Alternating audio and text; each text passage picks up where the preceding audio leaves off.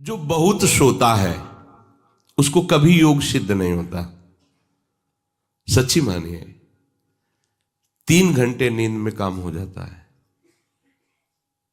अधिक से अधिक 4 घंटे। ये सोना हमारे लिए बहुत हानिकारक है और ये सोना हमारे लिए लाभदायक भी है। दोनों बात समझना। जिसका स्वभाव बन जाता है कि जहां बैठे वहीं सो गए, जहां बैठे, ऐसा हमने देखा है, बैठे 2-4 मिनट जहां एकाग्र घोंटा बजने लगे। ये क्या है? ये दलिद्राएं क्यों? अरे तुम साधक हो, ये दलिद्रता क्यों? क्या यही उपासना में तुमने सिद्धि प्राप्त की है? जहां बैठ जाओ वहां तुम लड़खड़ा गए, लार बहने लगी, सोने लगे, घोंटा बजने लगे। ये दलिद्रता है, ये तमोगुणी है। ऐसा नहीं। एक बार नींद को समय दिया है, 3 घंटे 4 घंटे, आ जाए तो आ जाने, उसको निमंत्रण नहीं देना, राधा राधा राधा, और जग कर फिर वैसे ही अपनी दिनचर्या, कोई भी फर्क नहीं पड़ना। आप अभ्यास कीजिए, कोई फर्क नहीं पड़ेगा। कई दिन बराबर जगने पर भी आपकी दिनचर्या पे कोई फर्क नहीं पड़ेगा।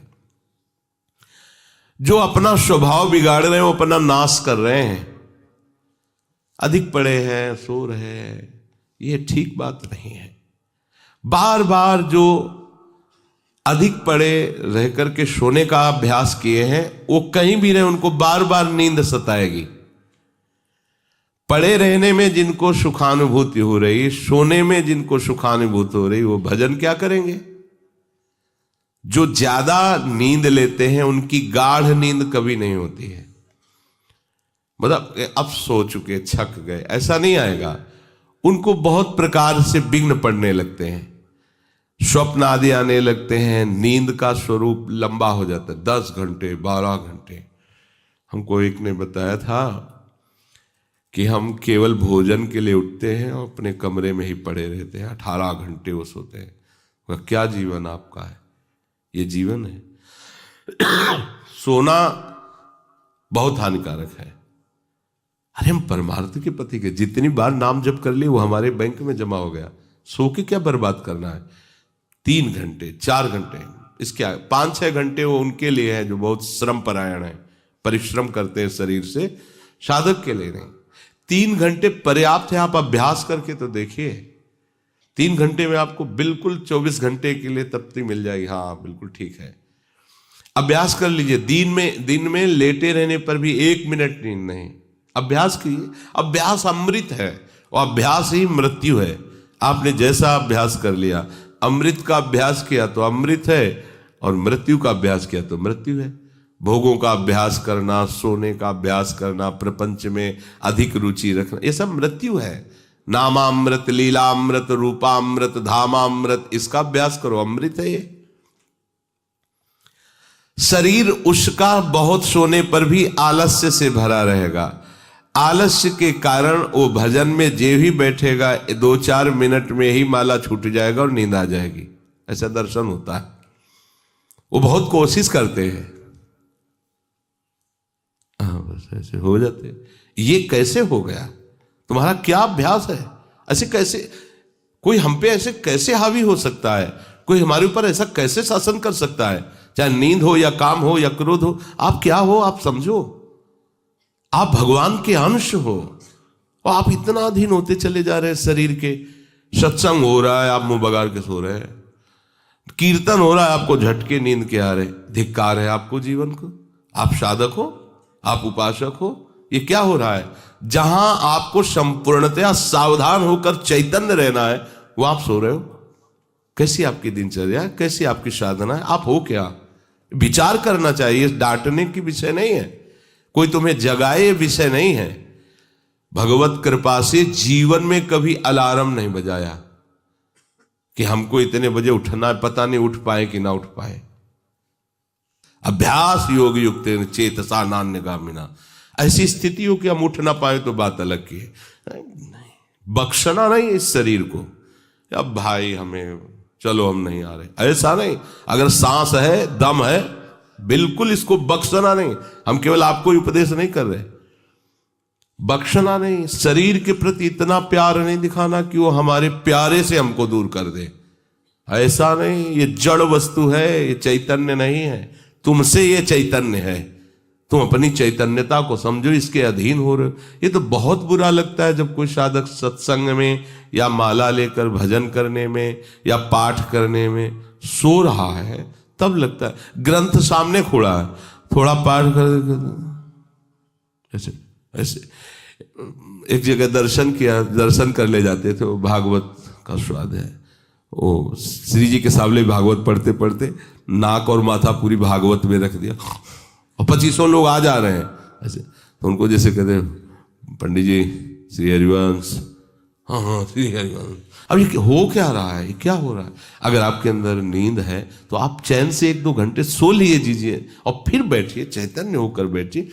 ये अपमान है शास्त्रों का। आप चैतन्य घन प्रभु के वचन पढ़ रहे हैं, आपको नींद आ रही, प्रभु की चर्चा हो रही, आपको नींद आ रही। कभी विषय चर्चा में आपको नींद आई? कभी फिल्म देखने में नींद आई? नौटंकी नाटक देखने में, रिश्ते नातेदारों से बात करने में, रिश्ते नातेदारों, आपका लड़का विदेश में रह रहा हो, उसकी कोई बात बता रहा हो, आपको नींद आएगी? नहीं आएगी। लेकिन अपने परम प्राण स्वरूप आत्म स्वरूप श्री प्रियालाल की चर्चा हो रही, आपको नींद आ रही है। अब हो क्या हो, जरा विचार करके देखिए। तो ये आलस्य के कारण उसके भजन में भारी बाधा हो जाएगी। उसका योग कभी सिद्ध नहीं होगा जो अधिक सोता है। सबसे प्रार्थना है, आप अपने लिए नींद का समय निश्चित करें अपने हिसाब से, शरीर का परिश्रम देख करके।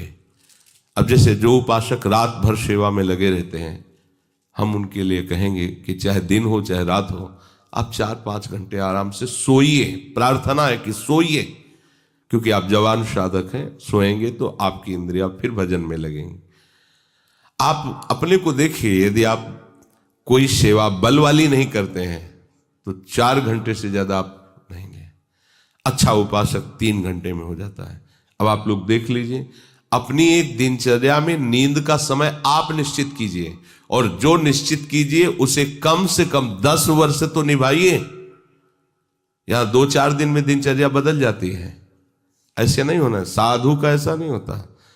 कुछ नियम लो तो 10-5 वर्ष तो चलो, 2-4 दिन में सब फिसल जाते हो, क्या फायदा है? एक नियम लो, हम इतने घंटे सोएंगे, हम छूट देते हैं आपको। आप अपने आप ने नियम लो कि हमारा इतने घंटे में हो जाएगा। उस घंटे को आप लिख लो अपने सामने कि मुझे इतने घंटे केवल सोने के लिए सत्संग में अनुमति है, क्योंकि हमने वहां इतना नियम लिया था। आप ले, बताने की जरूरत नहीं। आपके द्वारा लिया हुआ नियम फिर आपसे कभी नहीं टूटना चाहिए। स्वीकार करो आप अंदर से कि आप इतना सोएंगे, पर लिमिट हम बता देते हैं। शरीर अधिक श्रमित जो सेवा में होता है 5 घंटे, गृहस्थी है तो 6 घंटे, साधक है 4 घंटे।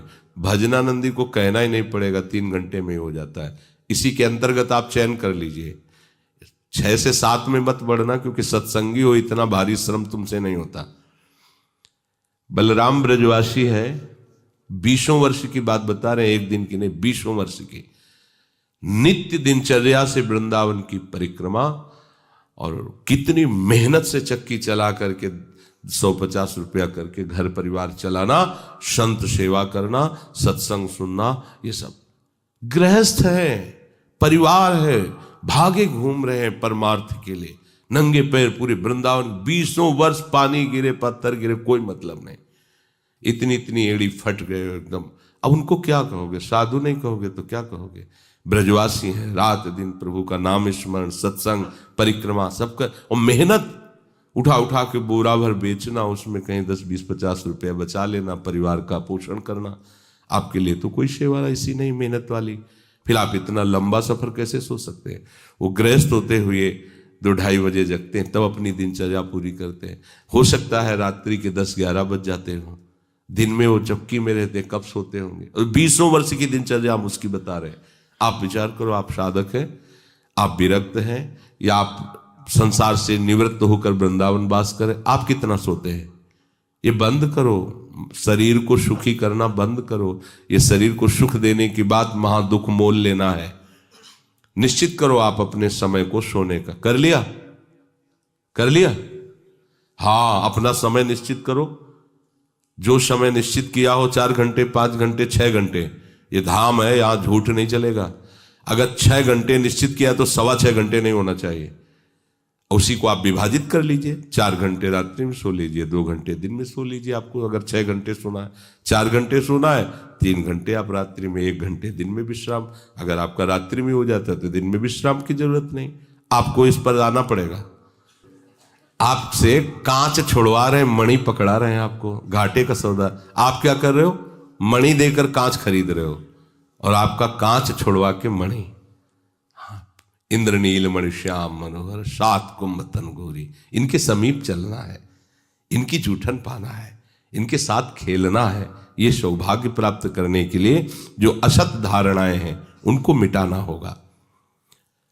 जागृतो नैव चार्जुन, ये तो अधिक सोने वाले की बात हुई। अब कह रहे हैं अधिक जागने वाले को भी सिद्धि प्राप्त नहीं होती। जो बिल्कुल सोता ही नहीं है, ऐसे होते हैं। पूरी पूरी रात चली गई नाम कीर्तन में, पूरी पूरी रात चर्चा में चली गई, 2-2, 3-3 जन केवल बैठ गए और प्रभु की पूरी रात चली गई। सामने योग वाशिष्ठ रखा हुआ है, उसी पे चर्चा हो रहा है। कैसा नशा! तो आप क्या समझो, उसमें नींद आएगी क्या?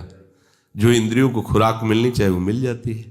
बड़े बड़े महापुरुषों को देखो, राय रामानंदाचार्य जी, राय राम, उनका आता है ना महाप्रभु चैतन्य देव, पूरी पूरी रात चर्चा हो रही, पूरी पूरी रात कीर्तन हो रहा है। क्या होता कि सुबह सब ऐसे लुढ़के हैं नींद में? नहीं, यहां उनकी बात हो रही है जिनकी अभी रुचि भजन में नहीं हुई है। उनको समय से सो जाना चाहिए, समय बर्बाद नहीं करना है। जो नींद का समय दिया है उसमें नींद आए या ना आए, हमें सोने के लिए नहीं लेटना है। जब लेटे, देखा हाँ इस समय से इतना समय लेटने में देना है, नाम शुरू किया, तन्मय हो गए। जब नींद आई, जब आंख खुली बस फिर मंत्र में तन्मय फिर लग गए। ये भजन है, इसको ऐसे प्रमाद में मत डालिए।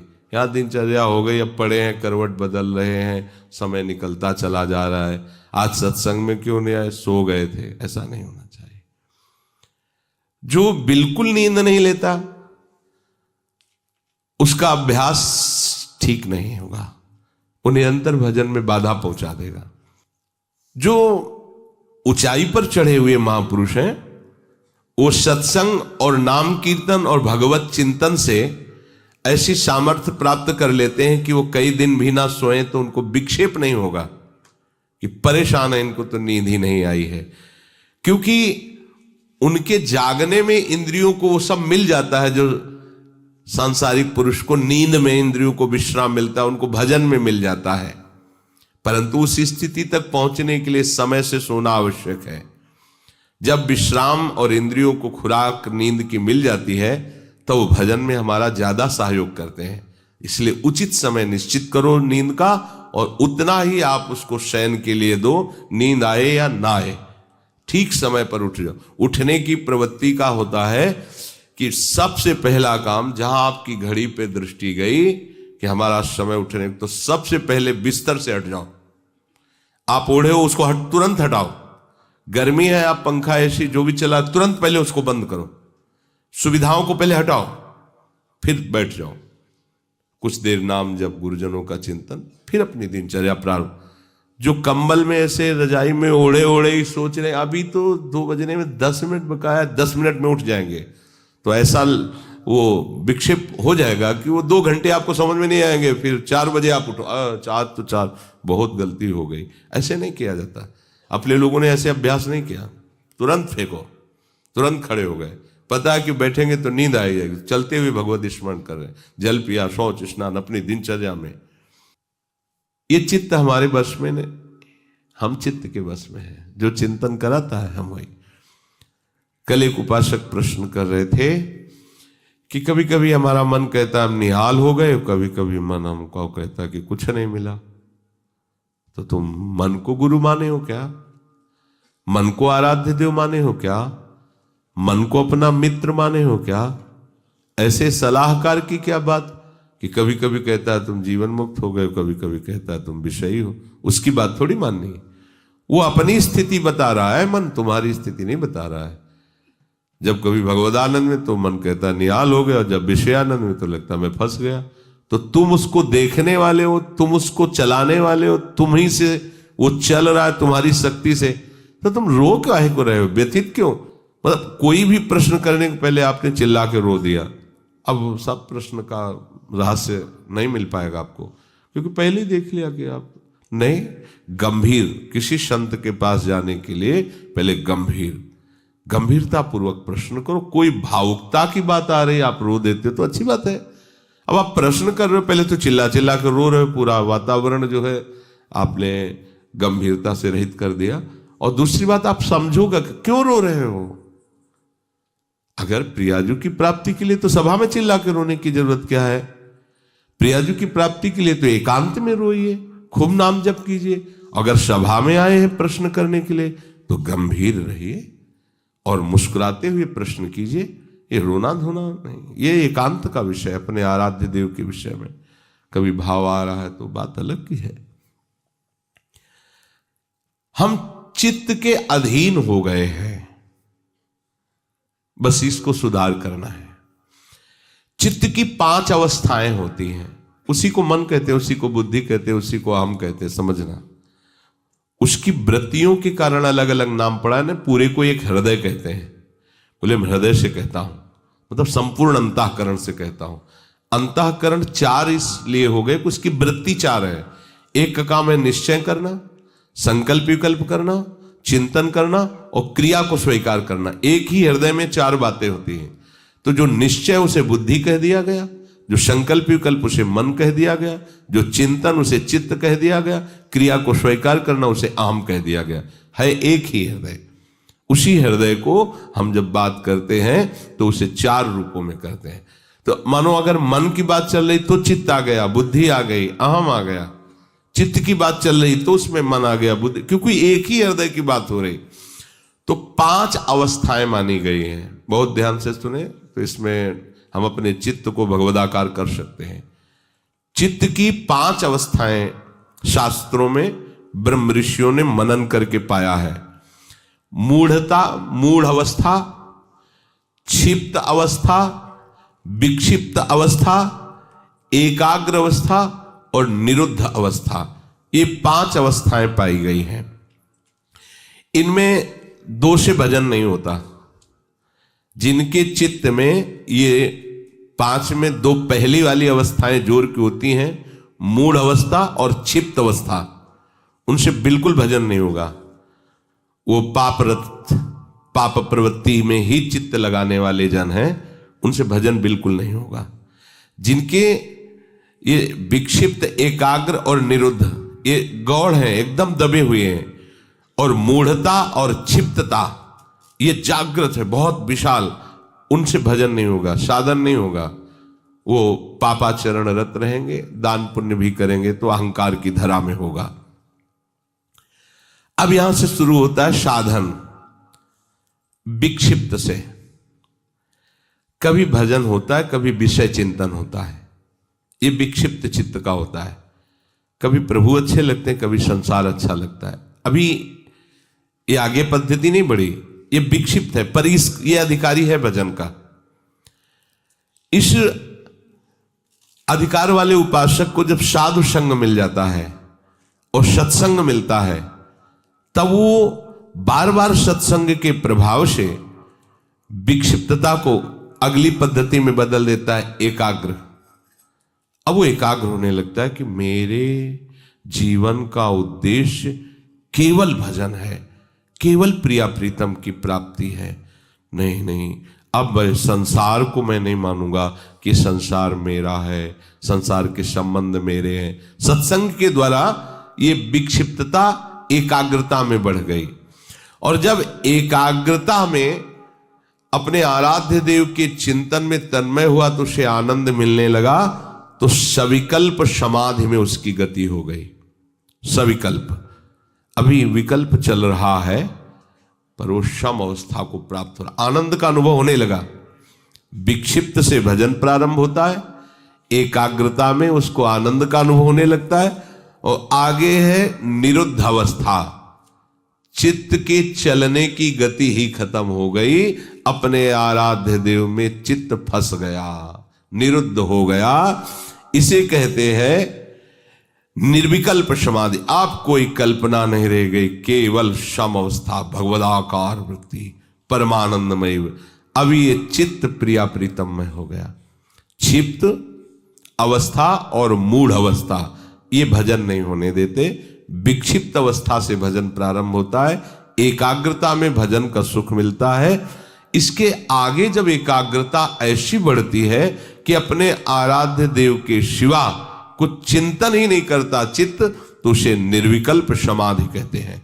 वो हर समय आओ स्वामी जी महाराज कह रहे, चित्त न डुला इतुत आओ समाधि भीतर। अब वो उठते बैठते चलते फिरते क्रियारत होते हुए भी समाधि में रहता है। अपने आराध्य देव में चित्त निरुद्ध हो गया, अब चित्त पंग हो गया, अब हटाने से भी नहीं हटेगा। तो चित्त की सार्थकता है निरुद्ध अवस्था में पहुंचने की। गोपीजन इसी अवस्था की महापुरुष है। सब क्रियाएं घर की हो रही है और मुरारी पादार्पित चित्त वृत्ति। अम्बरीश जी इसी अवस्था के महापुरुष हैं, सम्राट पद पर हैं, लेकिन सावई मन कृष्ण पदार विंदयो, निरुद्ध हो गया मन प्रभु के चरणार विंद में। यदा विनियतम चित्त मात्मन्ये वावतिष्ठते, जिस काल में चित्त आखिरी अवस्था को पहुंच जाता है, निरुद्ध अवस्था।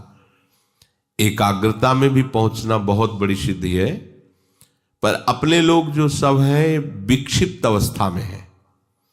कभी संसार का आकर्षण, कभी प्रभु का आकर्षण। लेकिन मूढ़ता और क्षिप्तता में प्रभु का आकर्षण होता ही नहीं है। वो उसी में लगा रहता है, प्रपंच में बस लड़का बच्चा परिवार खाना कमाना, धर्म से धन आवे या अधर्म से आवे, इसका कोई भेद उनके अंदर नहीं। धन आना चाहिए, भोग सामग्री मिलना चाहिए। जो विक्षिप्त अवस्था से भजन प्रारंभ होता है वो संत संग से एकाग्र होता है, और भजन का जहां आनंद मिला वो निरुद्ध हो जाए, फिर छोड़ नहीं सकता। फिर तो चित्त प्रभु के चरणों में, या चित्त चोर ने चित्त को चुरा लिया। ये जो स्थिति है उसे कह रहे हैं विनियतम चित्तम यदा। यदा माने उस समय जिस काल में चित्त निरुद्ध अवस्था को प्राप्त हो जाता है, वो स्थिर हो जाता है अपने स्वरूप में, आराध्य देव में। चित्त भगवदाकार हुआ कि अपना वपु अनुभव में आ जाता है, जो स्वरूप है सहचरी वपु।